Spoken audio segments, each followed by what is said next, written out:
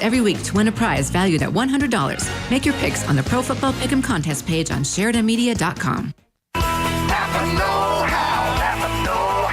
Shop your locally owned Napa Auto Parts store and your dollar supports Sheridan families and the local economy. Call Steve Thompson and his team first for hundreds of years of automotive experience. Auto, truck, ag, heavy duty, and construction machines. If it's got a motor, Napa's got the parts and the know-how to get the job done right the first time. Nationally known, locally owned. It's not just a slogan, it's Napa Auto Parts Sheridan. Open 7 days a week at 2018 Caffeine. Hi, I'm Jack Wood, and I'm running for Sheridan City Council. I can tell you when it comes time to make decisions that affect the city and the residents, I will have a clear conscience with my decision. I have only one ad that has been made for me in this campaign that I did not pay for. Because I've worked for this person for 5 years, and she knows how dedicated I am to my work, family, and the city of Sheridan. I have paid for my campaign by myself and with no outside influences. I'm asking for your vote for Sheridan City Council in November. Paid for by Jack Wood. I really hate to say this, but winter is coming. It's time to think about getting your vehicle ready for Wyoming winter roads. Here's a tip to help you save some bank. Go see Tim or Joel at Midas for September specials on all things necessary to keep you safely on the road this winter. Tires, brakes, fluids, battery, and tune-ups. You can save on the repairs you need while getting peace of mind knowing your car is in the hands of experts. Midas Tire and Auto on East Brundage Lane in Sheridan.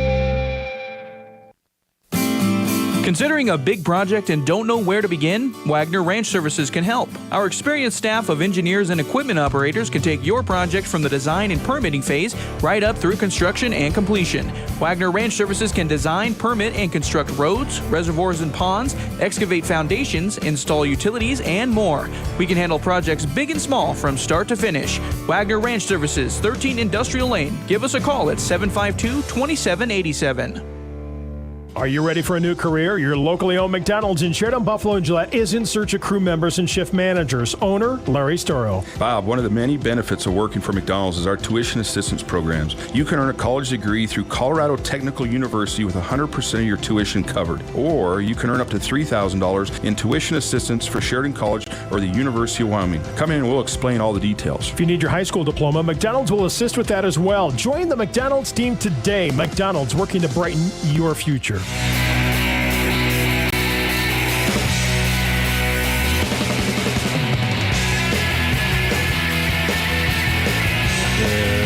morning.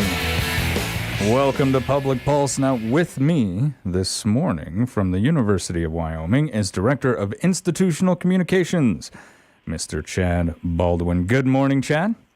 Good morning, Floyd. How are things going on down there at UW campus with the transition into fall? It's been beautiful weather. The campus is alive and busy. It's just a great time of year. You know, fall was always my favorite time of year to walk through the campus. It's just the trees that are on campus, and walking through that student union is no short of the word beautiful, I'll tell you that. The campus is just beautiful this time of year. And if you ever get an opportunity, folks, head on down there, walk around that campus. Some of those buildings just take your breath away. Now, Chad, the number of first-time students attending the University of Wyoming has grown by over 10% this fall. The second year in a row that UW's incoming class has topped the previous year's enrollment. This is quite significant, over 10%. Tell me a little bit about this increase. Yeah, Floyd, we're really excited about it. It's really a sign that I think, are turning the corner on this COVID-driven enrollment decline overall that we've been seeing, and the colleges and universities across the country have been seeing. But yeah, we have over 1,600 first-time students here this year. That includes 969 Wyoming students.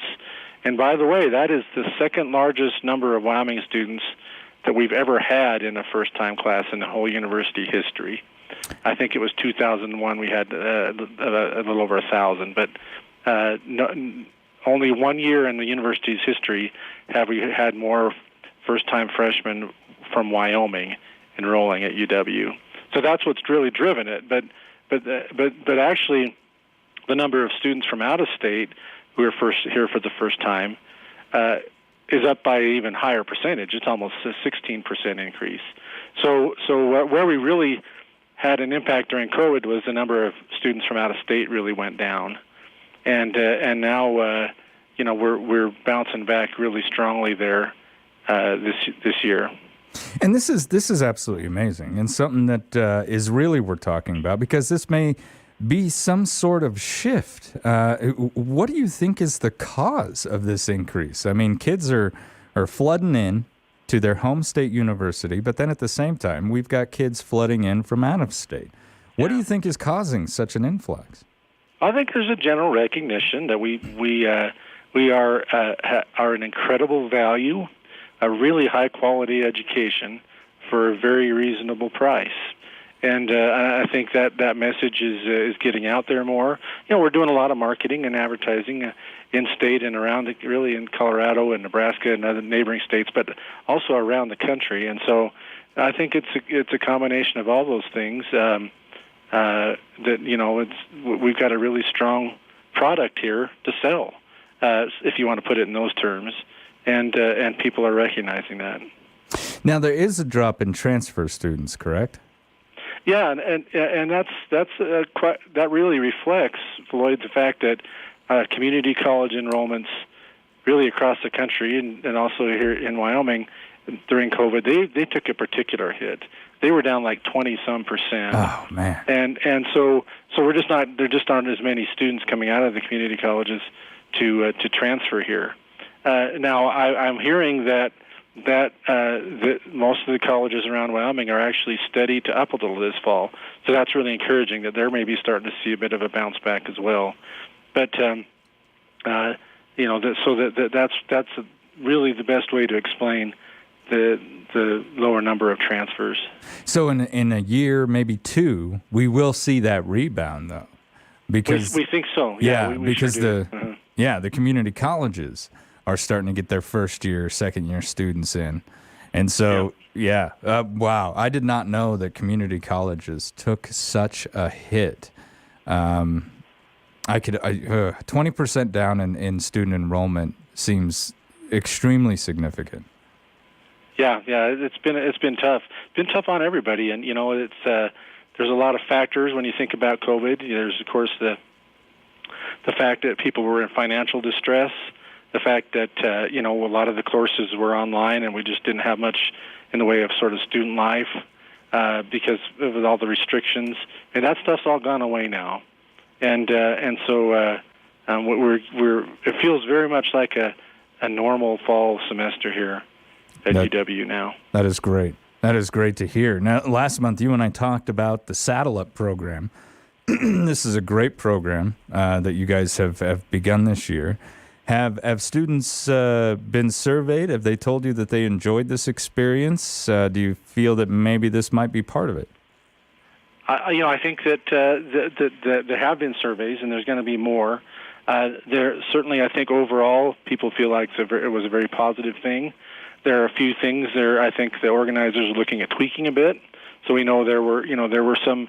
It wasn't anytime you start a new program, you're going to have some things that maybe you want to adjust the second year. Oh, absolutely. And so I think they're in the process of identifying those now through the use of surveys and other assessments. And the experiments and the studies that are going on at the University of Wyoming have always been very groundbreaking. But I think now on the national level, people are starting to recognize the value of UW on that level. We've always kind of seen that. But I think now people are starting to expand out. They're starting to look at other opportunities, and UW is definitely one of those where you can go and you can be a part of groundbreaking studies. And one such study, Thomas Boothby, a University of Wyoming assistant professor of molecular biology, recently received a NASA grant to study the effects of water loss on tardigrades. Now, tardigrades, you can't see them with the naked eye. They're also called water bears. Chad, this is a significant accomplishment just to get the grant. What is this study hoping to learn? Yeah, so Dr. Boothby is really doing interesting research on these little microscopic creatures that you just described, and the thing that makes them so unique is that these things are survivors. So they can survive, they can survive like being dried out or frozen or even heated to the boiling point of water. Wow. They can survive with no oxygen and days of no oxygen, extreme pressure. They can, even in like the vacuum of outer space, they can survive. And up to like 1,000 times as much radiation as typical humans and animals can. So what he's doing is trying to figure out what makes these things so durable, and are there things we can learn from there that would help human beings? Whether that is, one of the things NASA's interest in it is if we're going to explore, other planets and things like that, we're going to need, where there's water shortages and that sort of thing, or oxygen shortages, whatever. Are there things that we can do to try to help humans adapt? But then things like more practical, maybe it would be, are there drought-resistant crops that can tolerate drought and extreme temperatures that we could develop? And in other words, there's some things we can learn from these little durable creatures that will help human life. And a lot of times, individuals out there thinking about exploring other planets, we think of, let's say, Star Trek. Great show. But you just beam down all willy-nilly. Yeah. There's a lot of factors that we've got to take into play. The atmosphere, the amount of radiation, the amount of exposure to biomes that could be on that planet, and bacteria. A lot of things that we really have to consider in exploration. And to think that something so small right here at home could help us in the future. This is really groundbreaking work that he's doing. Yeah, and Dr. Boothby is one of the very, national leaders on this thing. He's part of a consortium that's, I think, 2 or 3 other big universities have researchers involved in. He's at the very forefront of this in really the whole world. And here's another possible help from this. The blood that we draw, that is used, people donate for medical uses for accident victims and that sort of thing. Yeah. Even refrigerated, it only has about a shelf life of about a month, I'm told.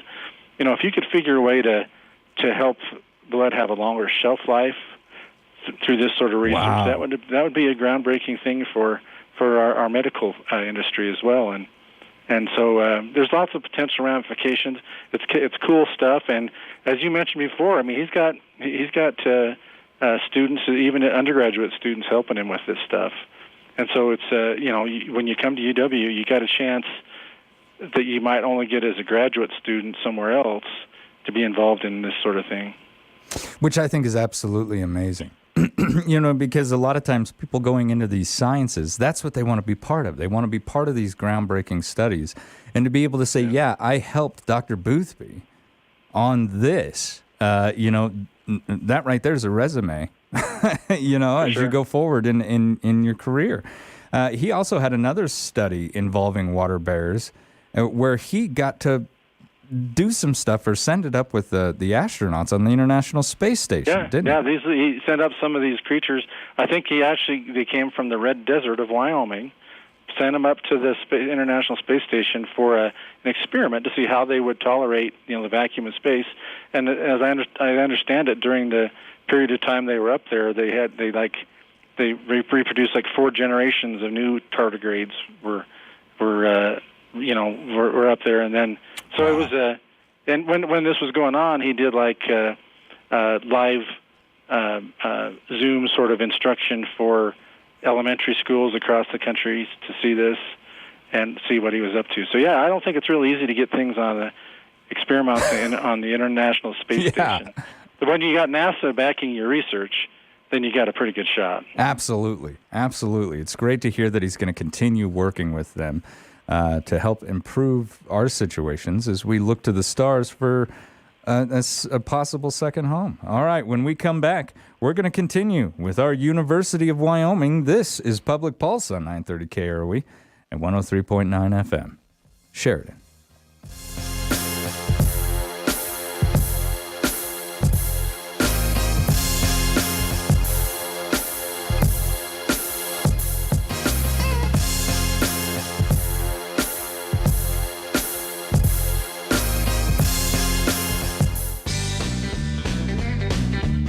The Sheridan College Rodeo team will host the Pat Hamilton Memorial Rodeo this weekend as part of the Whitney Days events.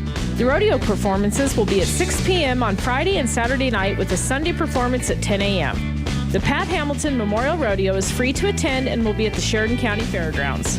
For all of the Whitney Days events, look for the schedule in this week's Country Bounty or on the community calendar on SheridanMedia.com. This literally might be the best place in the world for skiing. Teton Gravity Research presents The Magic Hour, a culmination of incredible moments of skiing and snowboarding in some of the most beautiful and wild places on the planet. When you think about something for so long and to finally put it together, you just feel it in your soul and you know. All right, dig in 5. That you're in the right place at the right time. Yeah, buddy, you got this. The Magic Hour, the featured premiere movie Friday night for this year's Weil Film Festival. Presented by ERA Carroll Realty, September 30th through October 2nd. It's what we live for, really. It's those moments and all the stars align and the magic hour comes. See the lineup and get your tickets at weilfilmfest.org. This announcement brought to you by Farmers Co-op Country Store on Coffeen Avenue, home of ethanol-free premium fuel. It's back. Hey everyone, mark your calendars. It's turkey time again at the Story Women's Club. Join us on October 9th from 11 to 2 for turkey and all the trimmings. But the most important part is the homemade pies, all made by our lovely members. This annual event has been going on since 1975 to fabulous reviews. You can call ahead for go orders at 253-973-8050 after September 30th. At Eliason Financial, money management isn't just about dollars and cents. It's about dreams and opportunities, and more importantly, family. We'll take time to get to know you. Then we'll develop a unique wealth management plan that works hard, just like you. To learn more about who we are and what our wealth management advisors can do for you, visit Eliason Financial online or call 307-672-3010. Securities offered through Royal Alliance Associates, Inc., member FINRA, SIPC. Good morning and welcome back to Public Pulse, brought to you by our friends out there at Eliason Financial. I'm Floyd Whiting. This morning I'm speaking with University of Wyoming Director of Institutional Communications, Mr. Chad Baldwin. Now, the university has seen an increase in first-year enrollments, and we've talked about a very interesting experiment involving water bears, or tardigrades. Now, another fascinating experiment going on at the university involved raccoons. Chad, this was a really long study. Can you tell us about it? Yeah, for 4 years there were researchers here at UW who, we got quite a few raccoons in town. I expect you guys do. We certainly do. Well. Yeah, and these are interesting critters. So I had one living in my chimney for a while this summer or this spring. But anyway, they captured a bunch of them over 4 years, over 200 of them, implanted some chips or something in them to see what they did, and then they tested to see how smart they were. So they had this cubicle or something they set up, and the raccoons could get food in there if they pushed certain buttons. And then they kind of switched up the buttons to kind of to try to stump them, and then some of the raccoons were able to figure out still how to get food. They're really smart critters. And what they figure out, what the takeaway of this, which is very interesting, is that you've got different types of, just like among people, we have different personalities, right? There's some that are more aggressive, adventurous, more out, and then some that are more shy and maybe less bold and calmer and more docile. And what they found is that the calm, docile animals are the smartest ones. Really? They could figure out the food better than the raccoons that were more bold and 3-minute proactive. stations. And so it's like it's sort of interesting, and maybe we can apply it to humans too. I don't know. It's like sometimes it's the calmer, more docile people that you wouldn't suspect of being problem causers. That they're the true criminal mastermind. Maybe they are. The bold ones maybe jumping into a trash can willy-nilly, ready to go, but it's that patient, the calm one who's figured out how to get the lid off. Yep. That kind of thing. Yeah, that's pretty interesting because this got coverage in the New York Times actually earlier this week because the study just got published and it was somebody who was doing her PhD work here at UW who led this research. She's now actually at the University of California, Berkeley as a postdoctoral researcher. It'd be great if we could get her back at some point. But anyway, she's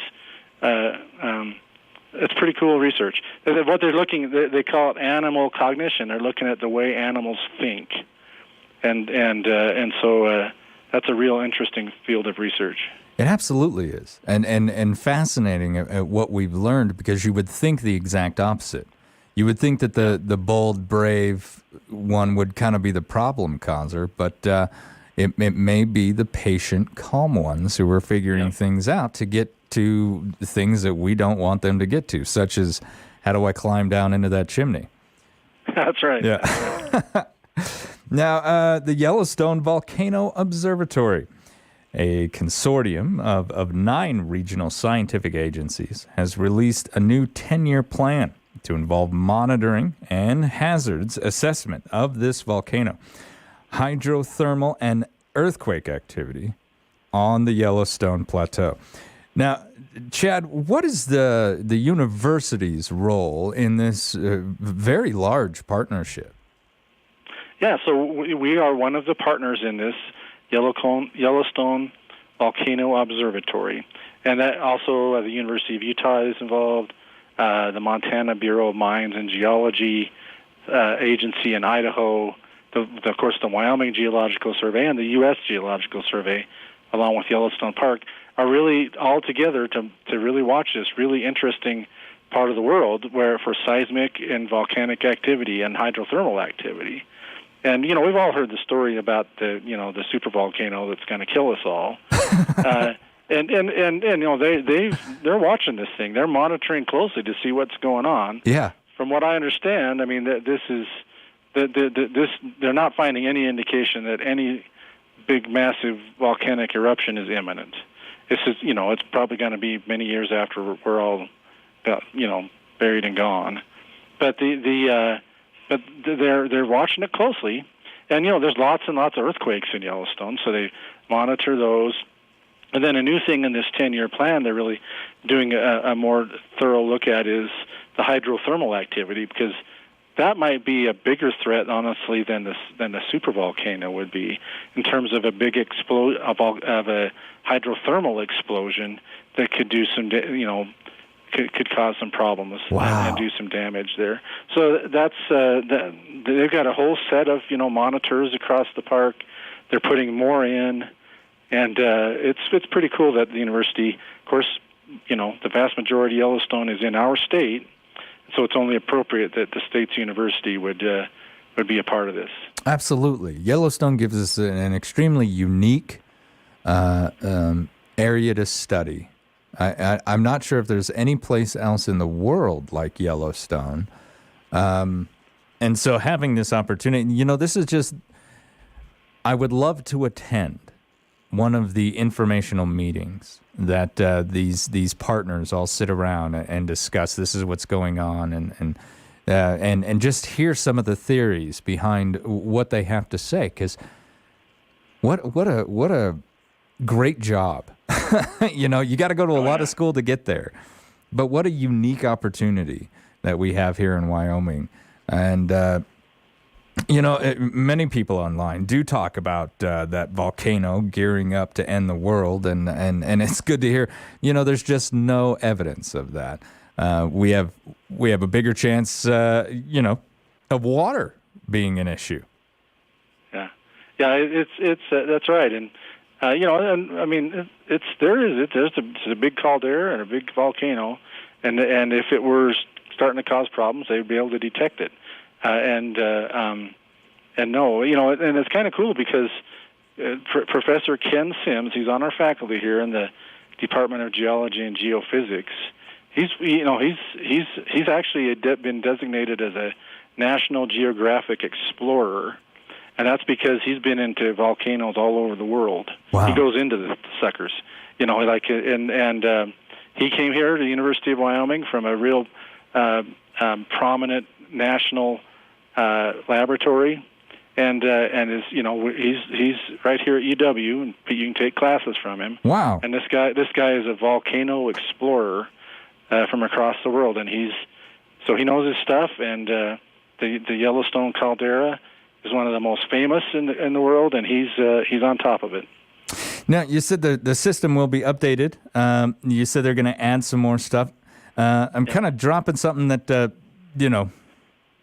of the blue here, but how often do we update this system over there? Because I imagine the equipment and the technology that we have to monitor these systems is advancing all the time. It is, and I think it's a constant thing, Floyd. But, they need a 10-year plan to kind of lay out, here's what we're going to get done in the next 10 years. So it's done in an organized, sequential way. But, yes, the technology, Dr. Sims says, has really made a difference. They're able to see things that they could never see before. They understand the hydrothermal system under Yellowstone better now than ever before. And that's because we have just better technology. Yeah, and absolutely fascinating. I can only imagine the caverns that are underneath that ground up there. For sure. Well, Chad, I want to thank you for taking time out of your day, keeping us updated on all the fantastic things that are going on down there at the university. Extremely fascinating studies. And I look forward to speaking with you again.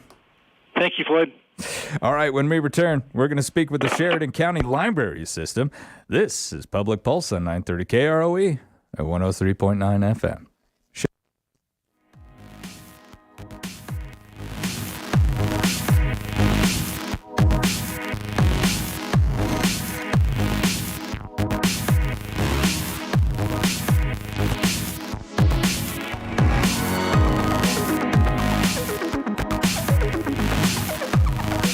At Eliason Financial, money management isn't just about dollars and cents. It's about dreams and opportunities, and more importantly, family. We'll take time to get to know you. Then we'll develop a unique wealth management plan that works hard, just like you. To learn more about who we are and what our wealth management advisors can do for you, visit Eliason Financial online or call 307-672-3010. Securities offered through Royal Alliance Associates, Inc., member FINRA, SIPC. When the unexpected happens, you may wonder what's next. Champion Funeral Home can help you through this phase of life. They provide support and personal services while helping you create a meaningful tribute to your loved one. Champion Funeral Home has been locally owned and operated since 1911, providing compassion and care to Sheridan and Johnson County. Visit Champion Funeral Home at championfh.com or call 674-6329. What if you had more time to manage your business operations, sell your products, or take a vacation? What if you had someone to pay your bills, handle your payroll, or watch your bottom line? Let the accounting professionals at Harker Mellinger add free time to your schedule by providing a cost-effective bookkeeping service, as well as adding useful management reports for your business. Call or visit Harker Mellinger at 1811 South Sheridan Avenue in Sheridan. And remember, the initial consultation is always free. The leading orthopedic group in Northeast Wyoming and Southern Montana, Sheridan Orthopedic, continues its over 50-year tradition of surgical excellence and patient care, including surgeons who have completed subspecialty training and prestigious fellowships. From sports medicine to upper extremities such as complex shoulder, elbow, and hand surgery, spine, knee surgery, and joint replacement, Sheridan Orthopedic serves the community with emergency care 24/7, 365 days a year. Some same-day appointments available. Visit us at SheridanOrtho.com. The U.S. Department of Veterans Affairs invites you to celebrate the Sheridan VA's first 100 years of veteran healthcare and community partnerships this Saturday, October 1st from 10 until 3. This free family-friendly event will have live music, food trucks, horse and buggy rides, car shows from 3 clubs, a bounce house, free food for VA-enrolled veterans, plus more listed in the Country Bounty. See you at the Sheridan VA this Saturday from 10 until 3. Is Wyoming Corporate Office your one-stop shop for everything you need for your Wyoming-based business, LLC, or corporation formulation? Yes. Service of process and mail forwarding services? Indeed. Fulfill the legal requirements for small businesses based in Wyoming? Absolutely. Wyoming Corporate Office provides the communication between your business and the state, so you don't have to. Learn more by visiting WyomingCorporateOffice.com today. The owners and staff at Kane's Funeral Home would like to thank the families of Sheridan and Johnson counties for choosing Kane's and allowing them to serve you during these hard times.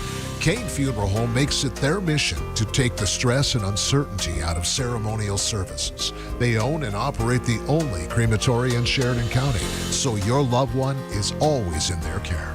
Kane's Funeral Home. Call 673-5837 or visit them online at kanefuneral.com.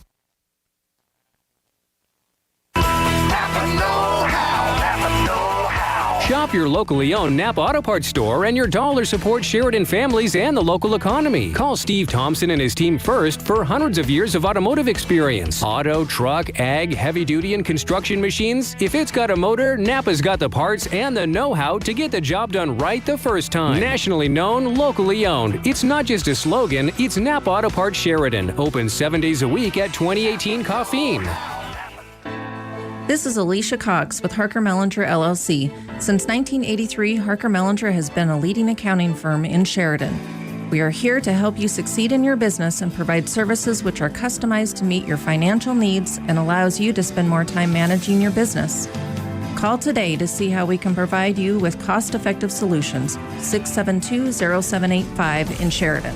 Harker Mellinger. Our focus is where you're going, not where you've been.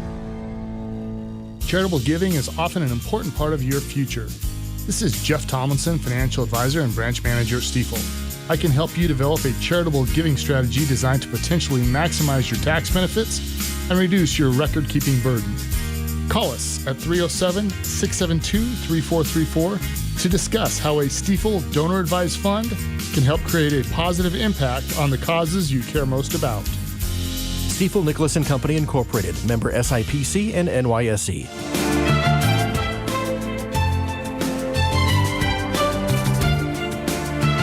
Good morning. Welcome back to Public Pulse, brought to you by our friends out there at Eliason Financial. I'm Floyd Whiting, and for the second part of the show this morning, I am joined by Sheridan County Library System Executive Director, Mr. Cameron Duff. Good morning, Cameron. Good morning. How are you? I'm doing very well. How's fall going? Fall's going very well. You know, the heat's gone down, so we're just getting a little landscaping done at the library and getting a little bit done at home as well.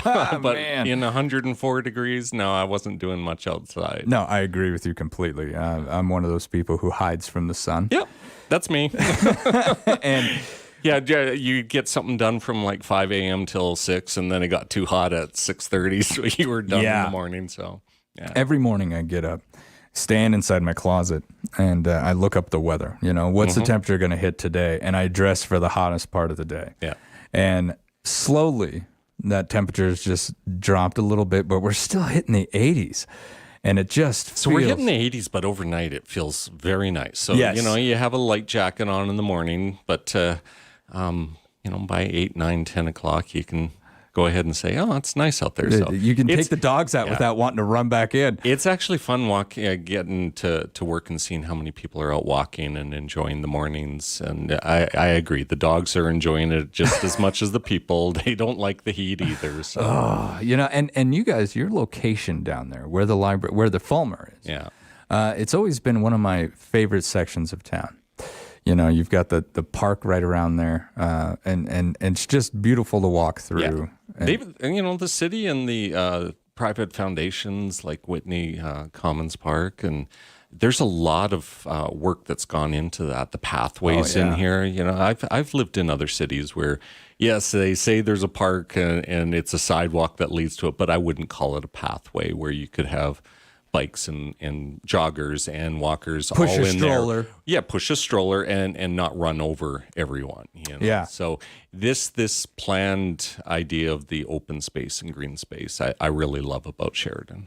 And you guys have a really big yard right off to the side there. You own all that? Well, So does the library the own all that? city block is owned by the library, which is obviously the county, but they from Alger all the way up to the four-way stop where I believe it's Dow and North Brooks, that section.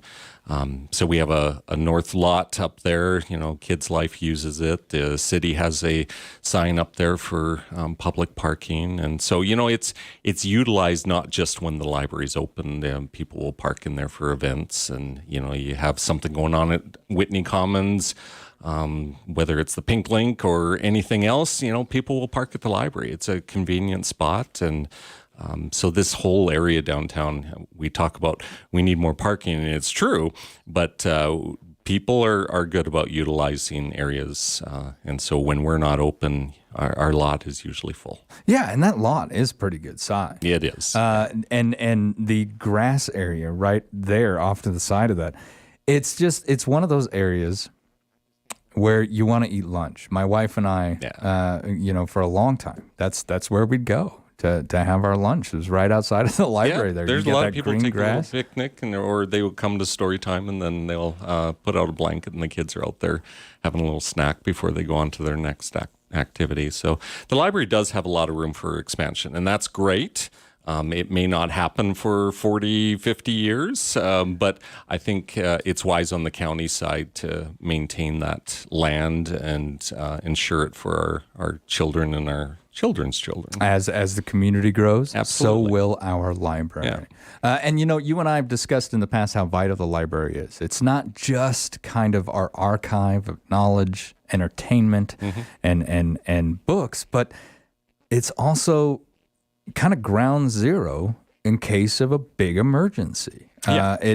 It is a building that can be utilized by emergency management. That is correct. Yeah, we are not a shelter. We don't have a commercial kitchen. We don't have shower facilities and everything that you would expect in a shelter situation. But in an emergency, the emergency coordinator can go ahead and take over the facility. The county commissioners can take over the facility.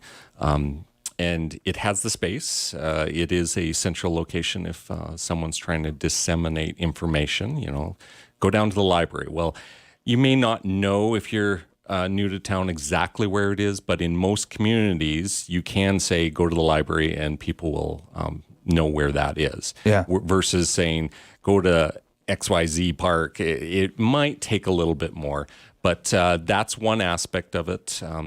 FEMA has worked with Wyoming libraries to make sure that they are prepared for any type of disaster. And a disaster could be as simple as, the power goes out, or it could be more intense like a forest fire. And people are saying, what's going on? And so the library's role really is just helping government officials so that they can disseminate information. In our case here in Sheridan, that's one of the reasons we put in the backup generator, is so that if the emergency did occur somewhere else, facility wiped out, the government can still take over the library and be able to operate.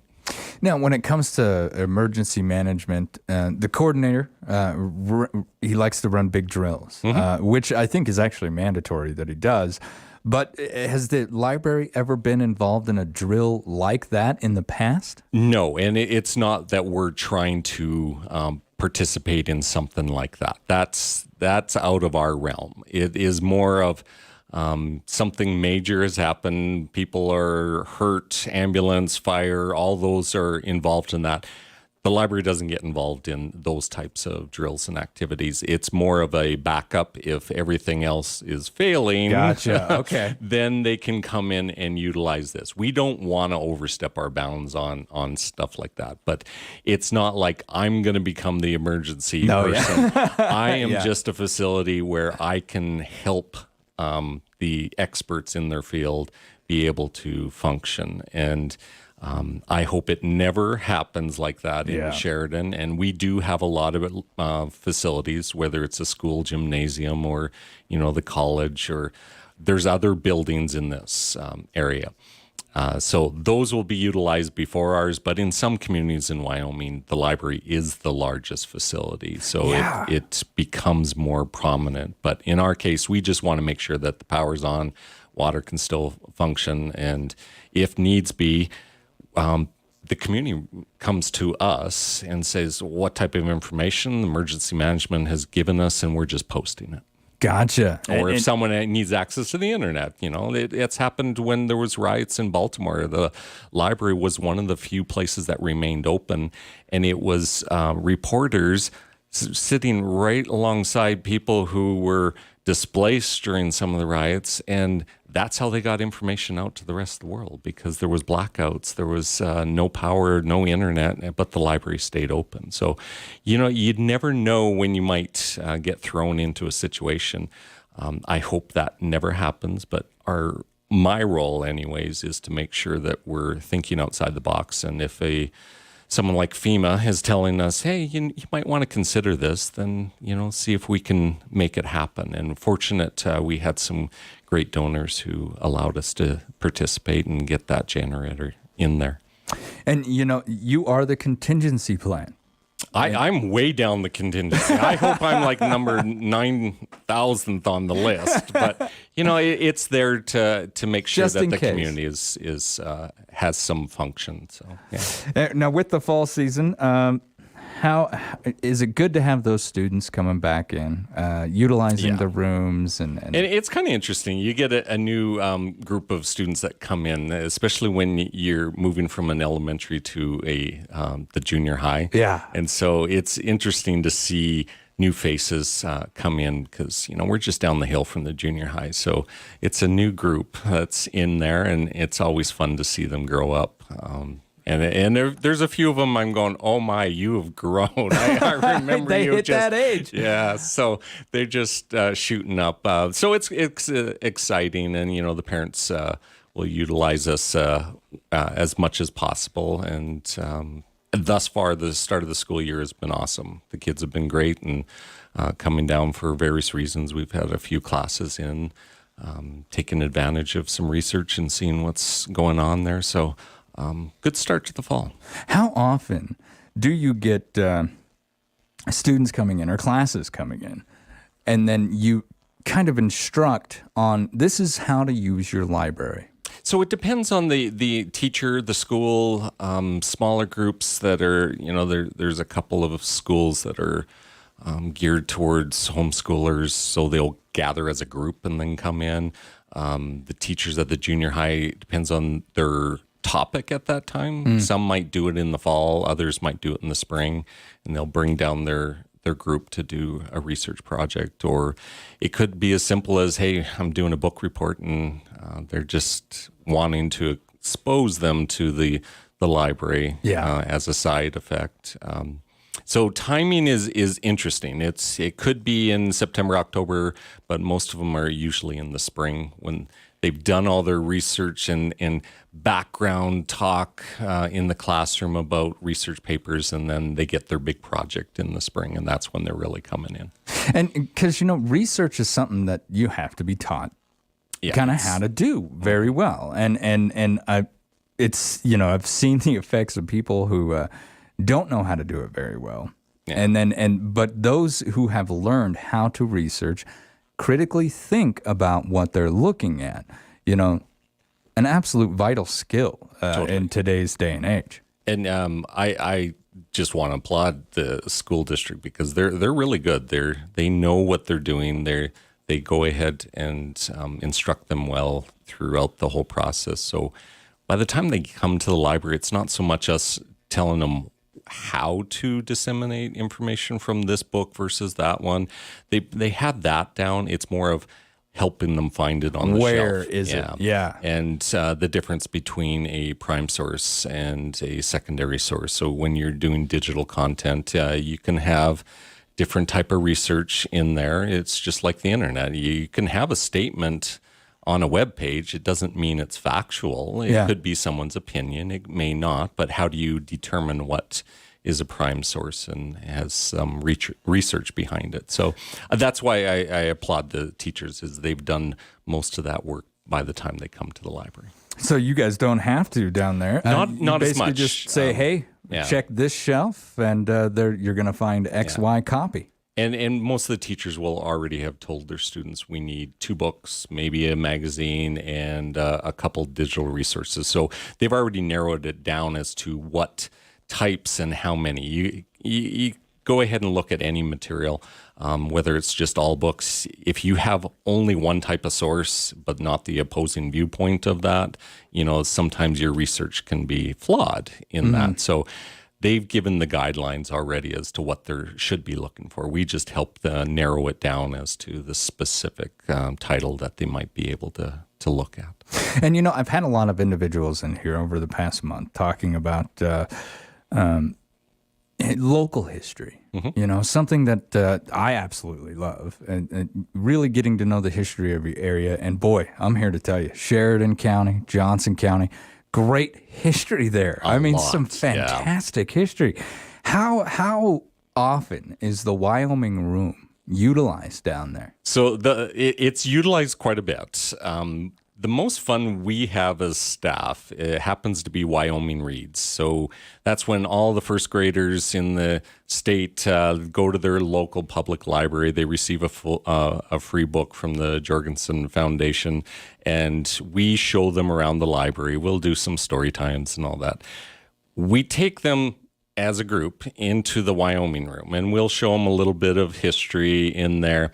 And it's just fun to see their eyes light up. But that's always the group. We break them into 4 major ones, so about 100 in each section.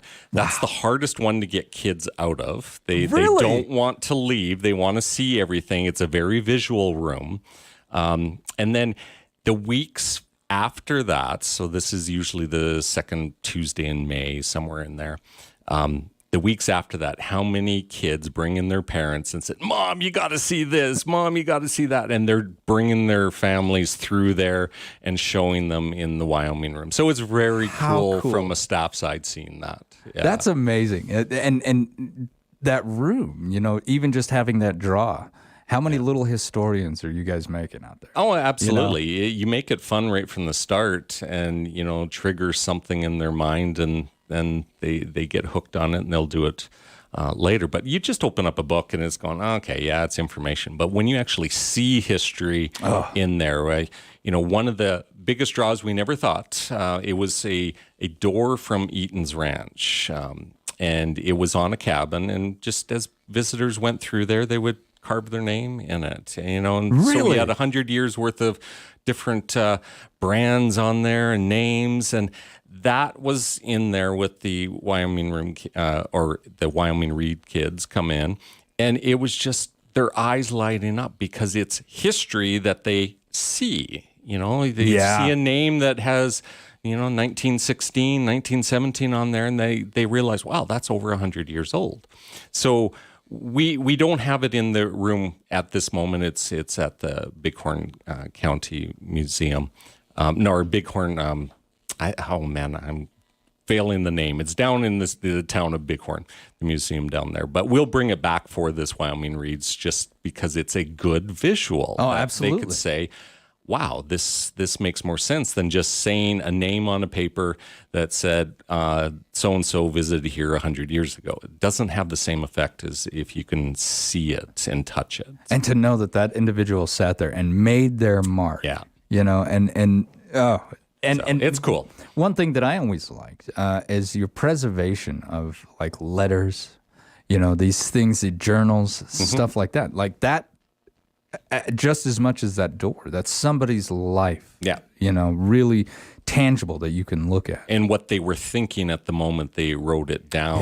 Yeah.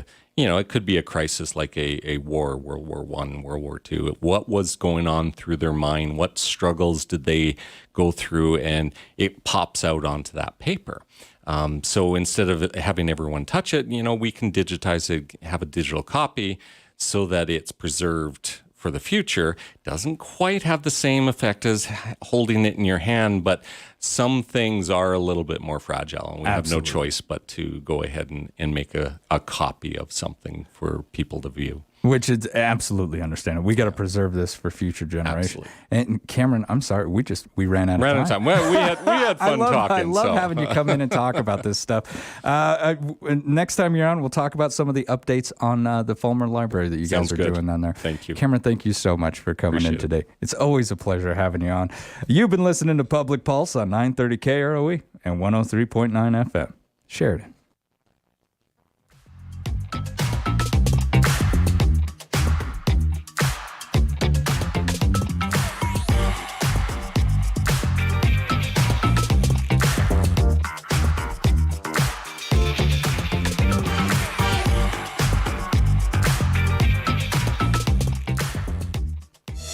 At Eliason Financial, money management isn't just about dollars and cents. It's about dreams and opportunities, and more importantly, family. We'll take time to get to know you. Then we'll develop a unique wealth management plan that works hard, just like you. To learn more about who we are and what our wealth management advisors can do for you, visit Eliason Financial online or call 307-672-3010. Securities offered through Royal Alliance Associates, Inc., member FINRA, SIPC. Considering a big project and don't know where to begin? Wagner Ranch Services can help. Our experienced staff of engineers and equipment operators can take your project from the design and permitting phase right up through construction and completion. Wagner Ranch Services can design, permit, and construct roads, reservoirs and ponds, excavate foundations, install utilities, and more. We can handle projects big and small from start to finish. Wagner Ranch Services, 13 Industrial Lane. Give us a call at 752-2787. Mossholders Design Center is here to help you create a space that you'll love. If you're relocating, remodeling, or just refreshing your home, Mossholders' talented design team can help you through the process. With free in-home consultations, Mossholders will be able to find the furniture and finishing touches that work best with your space, your lifestyle, and your budget. So if you want to change the look of just one room or furnish an entire home, Mossholders designers can get it done. Mossholders, furniture is our passion.